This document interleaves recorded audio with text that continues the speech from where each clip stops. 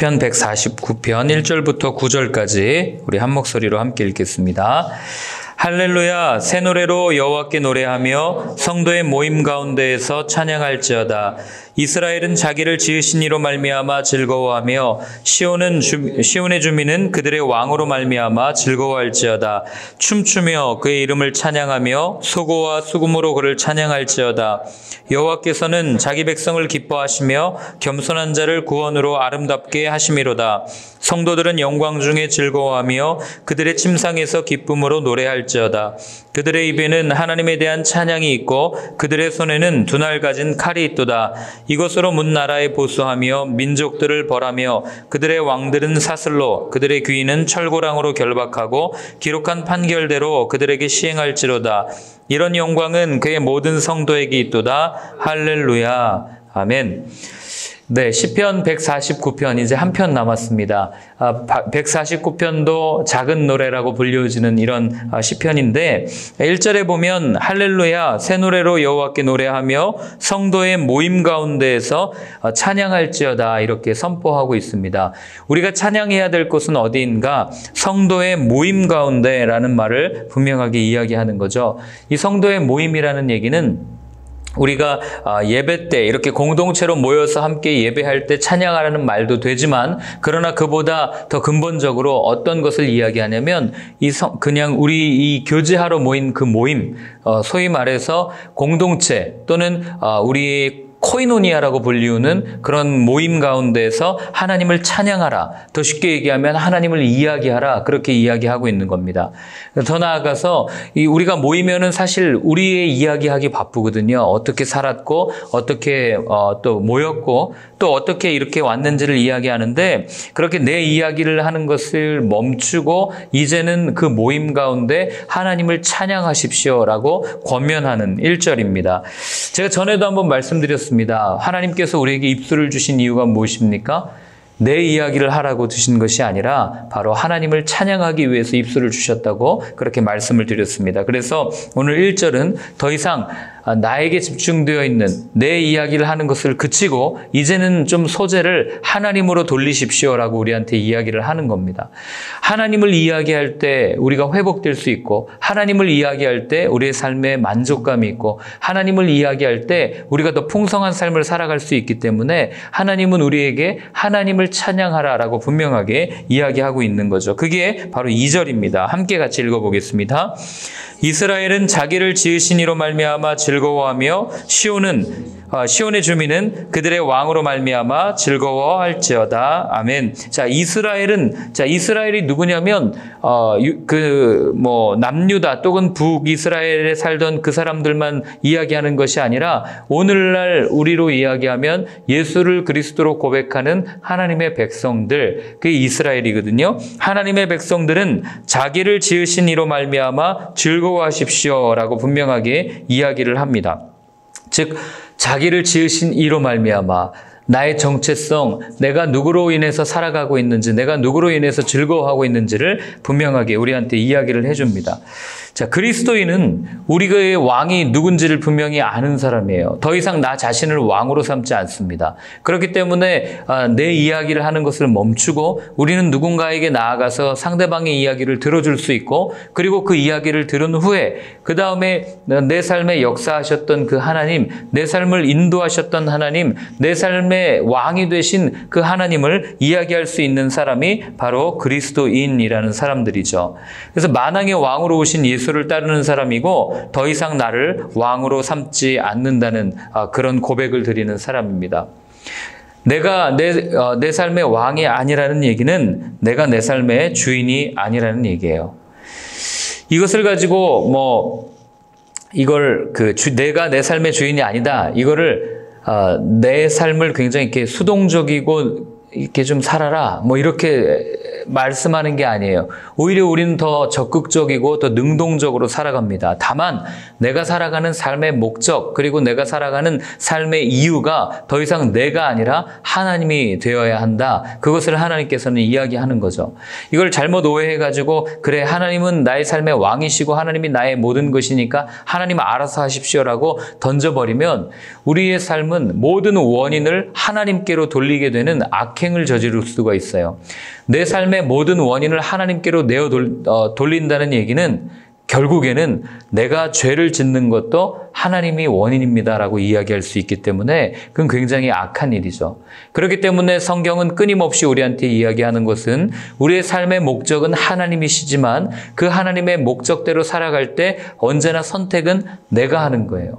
그렇기 때문에 모든 모티브, 동기, 그 삶의 그 열매가 시작되는 그 모티브는 물론 하나님께서 말씀의 씨앗을 심어주시고 그 가운데 우리를 늘 푸른 초장으로 인도해 가시지만 그러나 우리는 늘 선택의 기로에 서 있다는 것. 그래서 늘 우리가 분별할 수 있어야 되고 경건한 삶을 살아야 되는 이유가 여기에 있는 겁니다.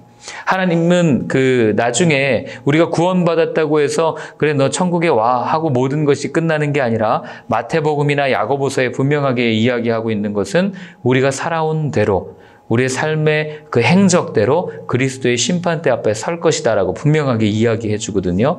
그렇기 때문에 우리는 하루하루 살면서 내 삶을 돌아보고 내 삶을 성찰하고 내가 말씀 위에 서 있는가 그리고 내가 복음의 열매를 맺어가고 있는가를 날마다 점검하고 그렇지 못하다면 하나님 앞에 회개하고 하나님 내가 오늘은 이런 실수를 했습니다. 하나님 용서해 주십시오 하고 살아가야 된다고 하는 것입니다. 내가 주인일 때는 누군가를 찬양하기가 굉장히 어려워요. 우리도 잘 아시겠지만 예배 드릴 때 주일날 이건 제 경험입니다.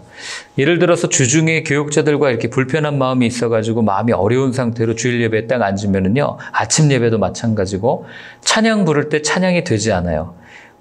마음을 어렵게 했던 당사자가 찬양 인도를 하는 그런 이유도 있겠지만 그냥 보기 싫잖아요. 꼴 보기 싫고 목사지만 부끄럽지만 그런 고백을 합니다. 그냥 보기 싫으니까 그냥 찬양 안 하게 되고 또 다른 사람이 찬양을 한다 할지라도 마음이 불편할 때는 입술이 열려지지 않는 것들을 제가 경험을 합니다.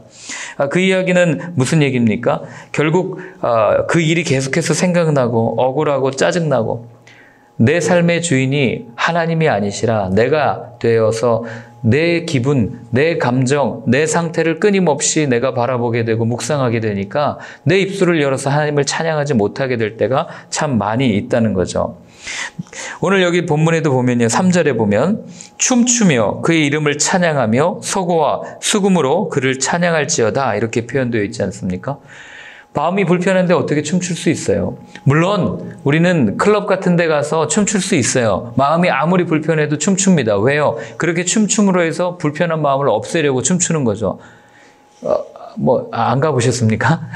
다 한 번씩 가보시지 않았습니까? 예, 가면은 일단은 내 울적한 마음을 달래기 위해서 세상이 말하는 음료를 한 잔 마시고 그리고 나서 또 어떻게 합니까? 세상이 말하는 이 공허함 또는 이 불편함을 없애기 위해서 누군가를 만나서 함께 몸을 흔드는 게 세상이 말하는 춤 아니겠어요?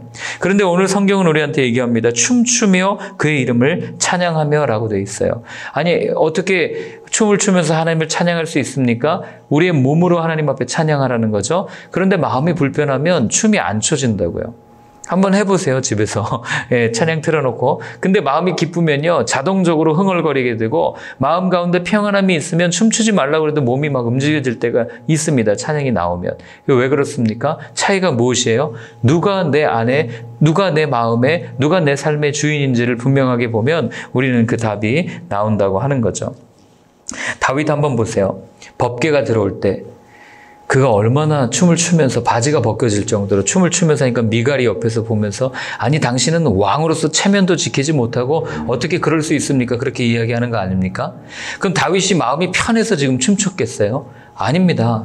그 사무엘서 쭉 보면 법궤가 들어올 때 다윗이 처해 있던 상황이 그렇게 편한 상황이 아니에요. 통일 이스라엘의 왕으로서 정말 해야 될 일들도 많이 있었고 그리고 또 여전히 사울을 따르는 사람들의 개교와 어려움 가운데 왕이 되었단 말입니다. 그러니 그의 마음 가운데 어떻게 하면 저 사람들을 달랠까? 아니, 저 사람들을 죽여야 되나? 이런 갈등과 고민이 왜 없었겠어요?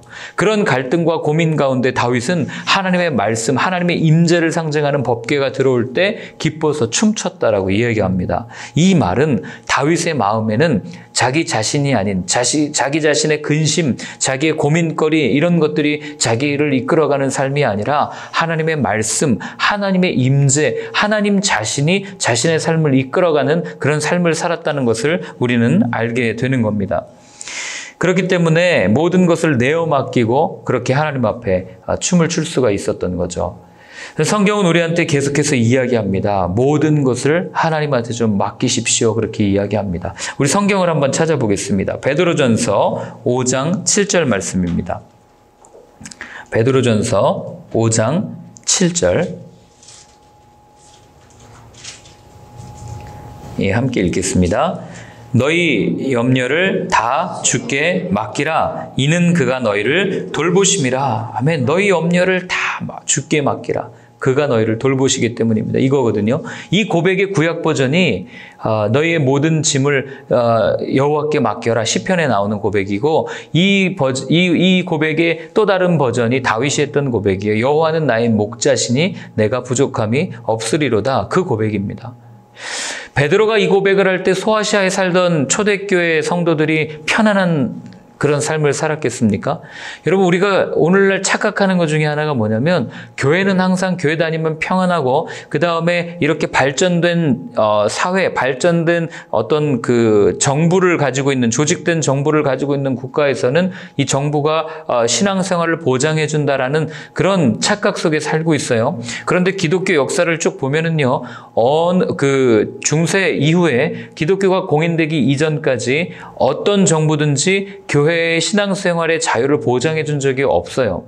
중세도 마찬가지예요. 교황의 권리를 보장해 줬고 교황 아래 들어오는 사람들을 정치적으로 보장해 줬을 뿐이지 참된 신앙을 보장해 줬던 적이 많지 않습니다. 그래서 중세시대에도 위클리프라는 어떤 사제나 이런 사람들이 말씀을 제대로 번역해서 성경을 번역하고 이러면 화형당한 거예요.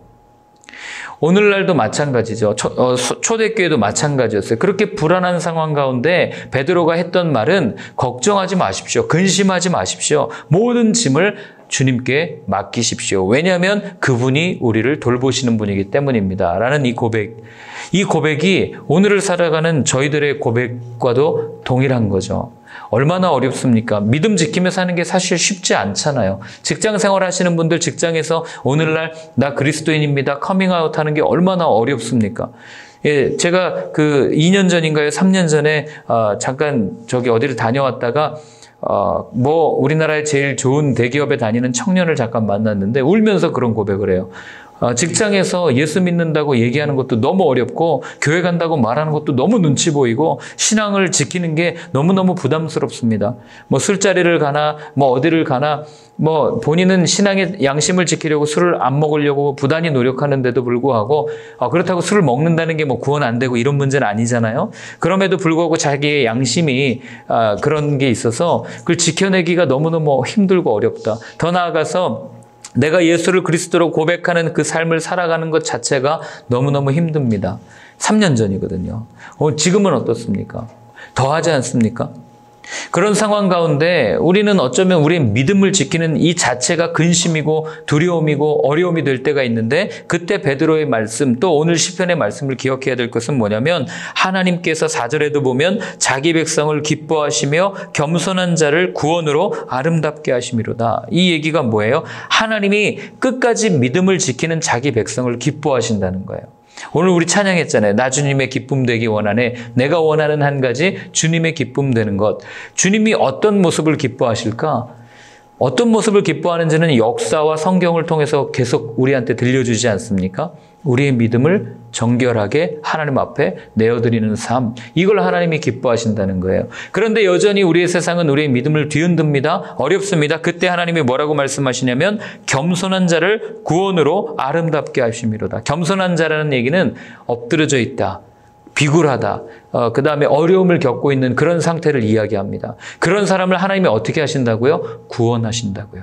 구원이란 얘기는 자유죠. 그 묶여있는 모든 것들로부터 풀려져서 모든 사람의 비난, 모든 사람의 그 정죄 이런 것들로부터 우리를 구원하셔서 결국에는 하나님께서 원하시는 아름다운 푸른 풀밭, 푸른 초장으로 인도하신다. 이 이야기를 오늘 다시 한번 우리한테 확인시켜주는 말씀입니다. 그렇기 때문에 여러분 살면서 너무 걱정하지 마세요. 너무 힘들어하지 마십시오. 믿음 지키는 게 여전히 어렵죠. 그리고 사회가 어려워지면, 교회가 어려워지면 제일 어려움을 겪는 사람들은 저 같은 목사들이겠죠. 뭐 어디 가서 돈을 벌겠어요? 어떻게 먹고 살겠어요? 그럼에도 걱정하지 않아도 될 것은 오늘 말씀이 있는 대로 우리 정말 예수님을 믿는 사람이라면 예수님이 하셨던 그 말씀을 믿는 사람이어야 되잖아요. 그렇죠? 예수님 말씀하셨죠? 들에 핀 백합화를 보라.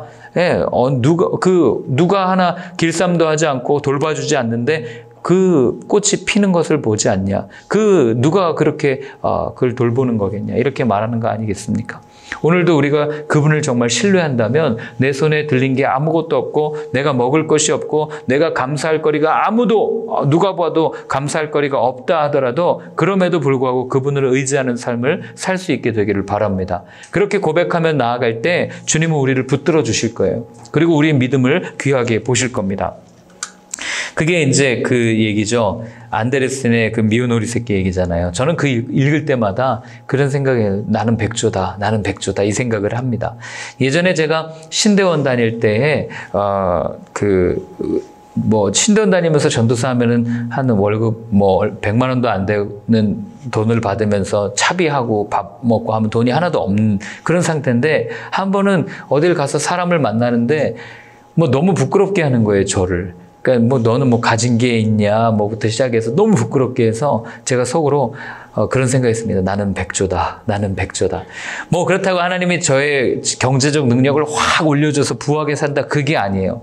나는 백조다. 나는 백조다. 이걸 고백했던 이유는 백조가 살면서 어렸을 때 얼마나 무시당했겠어요. 다른 오리들로부터. 너는 왜 그렇게 생겨 먹었어? 너는 왜 이렇게 등치 많고? 너는 뭐야? 넌 색깔이 왜 그래? 막 그랬을 거 아닙니까? 얼마나 멸시당했겠어요? 그러나 하나님의 때가 되었을 때 아름다운 날개를 쫙 펴고 호수 위를 고요하게 쫙 날아가는 그런 백조의 모습을 보면서 반드시 하나님께서 이렇게 날게 하실 때가 오지 않겠나 이런 생각을 하면서 기도했던 적이 있습니다. 마찬가지로 우리 가운데 어려움이 있다면 오늘 그런 기도의 제목들이 있는 분들이 있다면 백조를 생각하면서 하나님이 반드시 그때에 나를 세우실 것이다 하는 믿음으로 기도하는 여러분들이 되었으면 좋겠습니다. 자, 우리 6절부터 9절까지 읽고 마치겠습니다. 그들의 입에는 하나님에 대한 찬양이 있고 그들의 손에는 두 날 가진 칼이 있고 이것으로 문나라에 보수하며 민족들을 벌하며 그들의 왕들은 사슬로 그들의 귀인은 철고랑으로 결박하고 기록한 판결대로 그들에게 시행할지로다. 이런 영광은 그의 모든 성도에게 있도다. 할렐루야. 자, 오늘 마지막으로 하나님께서 이제 시편 149편의 마지막으로 자녀에게 주신 권세에 대해서 분명하게 이야기합니다. 자, 우리에게 무기를 주셨는데 어떤 무기를 주십니까? 첫 번째, 찬양이라는 무기를 주셨고 두 번째 칼이라는 무기를 주셨습니다. 성경에서 우리 신약 성경의 칼은 뭐를 상징합니까?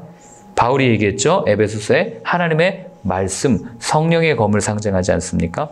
그러니까 오늘 하나님이 우리에게 주신 두 가지 무기는 찬양과 말씀이에요. 여러분, 찬양하는 사람은 이미 이긴 사람이에요.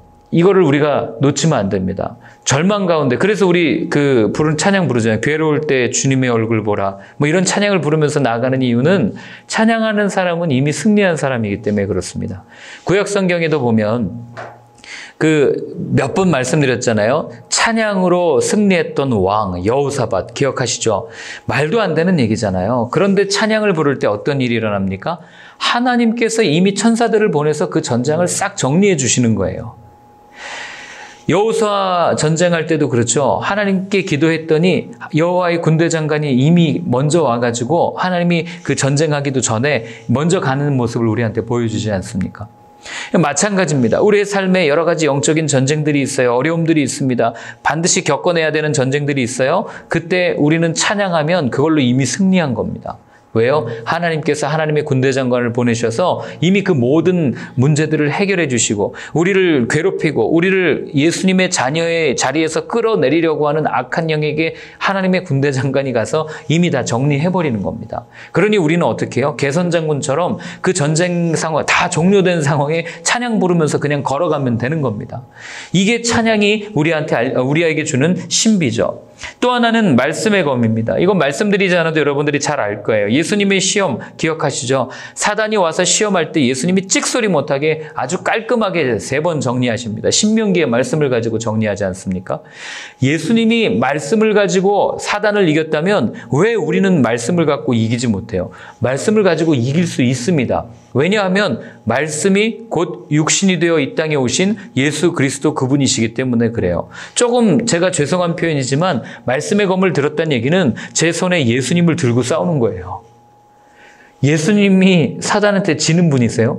아니에요. 눈 하나 깜빡하고 바람 후 불면 계시록에 보면은 입김으로 제압한다 그러잖아요. 말 한마디로 제압하시는 분이 예수님이십니다. 그런 분을 내 손에 들고 무기로 들고 싸운다? 그럼 이미 상황 종료 아니겠습니까? 네. 전쟁할 때도 상대방이 어떤 무기를 가지고 있느냐에 따라 전쟁의 승패가 갈라지거든요. 북한이 우리가 한미연합훈련하고 계속해서 훈련할 때 불안에 떠는 이유는 전투기만 뜨면은 평양 시내가 그렇게 불안하다고 그렇게 이야기를 해요. 왜요? 한 번에 자기 그 영토를 침범해서 이길 수 있는 능력을 갖고 있는 무기이기 때문에 그렇습니다. 그러니까 그 나라들이 더 좋은 무기, 더 강한 무기를 가지려고 하는 이유는 무기 하나에 따라서 전쟁이 끝나버리기 때문에. 그런데 오늘 우리 손에 들려진 무기는 뭐예요? 예수님이라는 무기입니다. 끝난 거죠. 네. 그러니 여러분 이 전쟁에서 지지 마십시오. 두려워하지도 마십시오. 이미 끝난 싸움, 이미 예수님이 십자가에서 승리한 싸움에서 더 이상 이렇게 골머리 썩거나 마음 아파하지 마세요. 이미 이겼구나 하고 우리는 그냥 찬양 부르면서 나아가면 된다고 하는 겁니다. 자, 이 찬양과 말씀으로 뭘 하냐면 우리의 현실을 하나님은 외면하지 않으신다는 거예요. 자, 거기 보면은 7절에도 이것으로 문나라에 보수하며 민족들을 벌하시며 그들의 왕들은 사슬로 그들의 귀인은 철고랑으로 결박하고 라고 되어 있습니다. 자, 이게 뭐냐면 오늘 본문은 하나님께서 주신 그 말씀, 그 찬양을 가지고 하나님의 백성, 하나님의 자녀들이 어떤 삶을 삽니까? 오늘 있는 것처럼 문나라에 보수하며 민족들을 벌하며 무너져 있는 그 하나님의 나라를 세워가는 사람들, 건설하는 사람들의 이미지를 보여주고, 그리고 두 번째로는 민족들을 벌한다, 왕들은 사슬로 철고랑으로 결박한다, 이 얘기는 우리의 원수들을 우리가 제압하고 처벌하면서 심판하며 나아가는 그런 이미지를 우리한테 보여주는 거죠. 이게 그리스도인이 이 세상을 살아가는 자세이고 하나님이 우리에게 주신 권세라는 거예요. 그래서 여러분 세상 살면서 우린 주눅 들고 살 필요 없어요. 오히려 우리를 억압하면 억압할수록 우리는 더 빛나는 존재입니다. 우리를 힘들게 하면 힘들게 한다고 너무나도 내가 힘들구나, 세상 사람들이 나를 비난하구나 하고 고개 푹 숙이고 한숨 쉴 필요가 없습니다. 우리는 그냥 다 모든 짐 내어 맡기고 그 다음에 하나님이 오늘 말씀하신 것처럼 찬양하며 말씀을 들고 나아가면 때가 되면 하나님께서 우리를 어떻게 해요? 무너져 있는 곳을 세우는 사람으로 우리를 세우신다고요. 오늘날 사회를 보세요. 무너져 있지 않은 게 어디 있어요? 성이 무너졌죠. 경제가 무너졌습니다. 부동산 정책이 왜 이렇게 시끄러워요? 그 다음에 또 뭐가 무너졌습니까? 교육 다 무너졌잖아요. 문화가 무너졌습니다. 그렇죠. 하나님을 찬양하는 문화가 아니라 사람을 찬양하고 오히려 하나님을 대적하는 문화가 되어버렸어요. 나도 모르게 사탄을 상징하는 심볼들이 너무나도 많이 드러나고 있는데 그거 그냥 이건 문화야, 오늘날 트렌드야 하는 이름으로 다 그냥 받아들이고 가랑비에 옷 젖는 줄 모른다고 사단이 이미 교회를 다 흡수해버리고 이미 우리 가운데 와서 우리의 삶을 다 가져가 버렸음에도 그거 아무도 무너진 거 가지고 슬퍼하지 않아요. 그러나 무너졌다고 해서 여러분 슬퍼하지 않아도 될 것은 우리 성경 보면 느헤미야를 통해서 하나님이 며칠 만에 성벽을 재건시킵니까? 52일 만에. 말도 안 되는 얘기죠. 그 성벽을 예루살렘 가보신 분들 알 거 아니에요. 거대한 성벽, 어마어마한 높이의 성벽을 하나님께서는 재건시킨다고요. 누굴 통해서요? 기도하는 사람, 찬양하는 사람, 느헤미야를 통해서. 마찬가지로 오늘날 우리를 경제 영역, 교육의 영역, 문화의 영역으로 보내신 이유는 딱 한 가지예요. 오늘 여기 있는 것처럼 말씀과 찬양을 하는 우리를 통해서 그 무너진 하나님의 영역을 보수하기 위해서, 하나님의 영역을 세워가기 위해서 여러분들을 그곳에 보내셨다는 거죠. 여러분들의 가정에 믿지 않는 가정 왜 나를 보내셨습니까? 그 무너진 가정을 세우게 하기 위해서. 결국에는요, 보세요. 무너져 있는 예루살렘 성벽이 나중에 쌓여지고 어떤 일이 일어납니까? 하나님 앞에 예배하는 놀라운 일들을 우리는 보죠. 마찬가지입니다. 무너져 있는 이 세상, 저는 언젠가 그 하나님의 사람들, 믿음의 사람들, 성령의 사람들이 일어나서 그 무너진 성벽을 다 보수하고 나면 하나님께서 우리를 통하여서 이 땅에서 영광 받으신 날이 반드시 올 거라고 믿습니다. 그것을 위해서 여러분들 계속해서 기도해 주셨으면 좋겠습니다. 자, 그 9절에 보면 기록한 판결대로 그들에게 시행할지로다. 이런 영광은 그의 모든 성도에게 있도다. 할렐루야, 이렇게 되어 있죠. 결국 이 말씀이 곧 우리의 희망이고 우리의 소망입니다. 말씀에 기록된 대로 그들에게 시행할지로다. 세상에서 우리는 늘 지는 것 같잖아요. 그죠? 늘 매맞는 것 같고 헐벗은 것 같고 굶주린 것 같지만 그러나 주님이 말씀하신 대로 반드시 시행하실 것입니다. 이걸 믿는 게 진짜 믿음이고 이걸 끝까지 지켰던 사람들이 초대교회 우리 믿음의 선배님들이고 그리고 이걸 끝까지 지켜나갔던 사람들이 주기철 목사님이나 이런 분들 끝까지 믿음을 지키면서 하나님 나라를 갈망했던 사람들이었어요. 우리의 삶에 어려움이 있을 수 있어요. 고난이 있을 수 있습니다. 그때 오늘 말씀을 기억하십시오. 모든 짐은 예수님께 패스한다 해도요. 몸이 힘들 수 있어요. 고난 가운데 있을 수 있습니다. 그러나 그 가운데 더 이상 주저앉지 말고 고개 숙이지 말고 눈을 들어 주님을 바라보고 주님께서 행하실 일들을 기대하면서 끝까지 달려가는 저와 여러분들의 삶이 되었으면 좋겠습니다. 오늘 함께 같이 기도할 때 우리 이런 기대감을 가지고 한번 기도했으면 좋겠습니다. 하나님, 오늘 말씀하신 대로 우리가 말씀 가운데 우리가 찬양하며 나아갈 때 하나님 우리를 통하여 무너져 있는 많은 영역들이 세워지는 것을 경험하는 저희가 되게 하여 주옵소서. 세상이 너무나도 황량하고 세상에 너무나도 많은 것들이 무너져 있는데 하나님 이것을 바라보며 그 누구도 안타까워하지 않고 그 누구도 눈물을 흘리지 않는다면 그 하나님의 마음을 누가 위로할 수 있겠습니까? 하나님, 내가 그 하나님의 마음을 알고 이 세상을 바라보며 눈물을 흘리며 다시 한번 기도합니다. 금식하며 기도합니다. 하나님 앞에 찬양하며 나아갑니다. 하나님, 무너져 있는 것을 세워주시옵소서. 이 민족을 세워주시옵소서. 함께 같이 기도하겠습니다.